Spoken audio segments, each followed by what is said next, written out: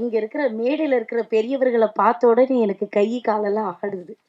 ஐயாவ நான் சின்ன வயசுல இருந்து கேள்விப்பட்டிருக்கேன். எப்போ ஒரு மனிதன் மக்களுக்காக தன்னை அர்ப்பணிக்கிறானோ, அவன் உயர்ந்தவன். மனிதனை தாண்டி உயர்ந்தவன்.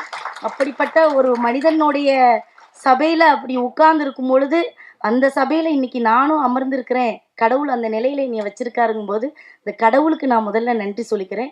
ஐயா திருமாவளவன் அவர்களுக்கு நன்றி. இன்னொன்னு, நான் ஒரு பெரிய பைத்தியக்காரி. யாரோட பைத்தியக்காரின்னா, எங்க ஐயா இந்த உட்கார்ந்துருக்காங்க. பாக்கியராஜ் ஐயா அவர்களுடைய பெரிய பைத்தியக்காரி. ஒரு வசனத்தையும் உன்னதமா ரசிப்பேன். காதல் என்பது ஒரு வார்த்தை அல்ல, ஒரு உயிர்னு உணர வச்சதே அவர்தான். நீங்க எத்தனை கொலைகள் பண்ணாலும், எத்தனை வன்மம் பண்ணாலும், காதல் என்பது சாகாது. அது இருந்துகிட்டே இருக்கும். அதுவும் என்ன மாதிரி ஒரு பொம்பளை பிள்ளை இருக்கிற வரைக்கும் காதல் சாகாது, சாகவே சாகாது.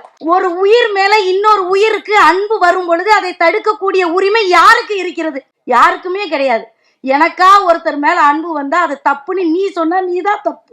உண்மையிலே சொல்றேன். அவருடைய ஒவ்வொரு படத்தையும் நீங்க பாத்தீங்கன்னா, உண்மை ஒரு படம் எப்படி எடுக்கணும்னா நீங்க பாக்கியராஜர் படத்தை பாத்துடலாம். பார்த்தா ஆக இப்படி வசனம் எழுதணுமா, இப்படிதான் இந்த காட்சிகளை அமைக்கணுமா அப்படின்னு அதை அந்த தலைவர் அது எனக்கு பைத்தியம். அதனால நான் உளர்றேன். ஏன்னா அவை பராட்டியார் பாடலாம் நல்லா பாடக்கூடியவன். நானே மேடையில உளர்றேன், கை காலெல்லாம் ஆடுது எனக்கு. காரெருமை மேய்க்கின்ற காளைக்கு நான் தோற்றுட்டேன். நான் அந்த காளமாடு மேய்க்கிறவன்ட்ட நான் தோற்றுறேன். ஈரிரவும் துஞ்சாது என் கண். இதான் பாட்டு. அப்ப இந்த பாட்டுலயே சொல்லிட்டாங்க.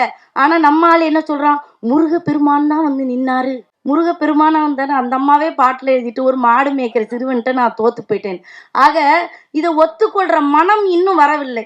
அந்த மனம் எப்பொழுது நம்மிடம் வருகிறதோ அப்பொழுது இந்த ஜாதிங்கிற அடையாளமே இல்லாம போயிடும். இப்ப எங்க அண்ணன்னு சொன்னேன்.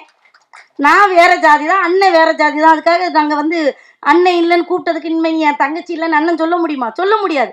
ஜாதியை என்று நாம் விட்டொழிக்கிறோமோ அன்னைக்கு நம்ம மனிதர்களாக இருப்போம். அதை தான் ஆறறிவுன்னு ஒரு படம் எடுத்து இன்னைக்கு காட்ட போறாங்க.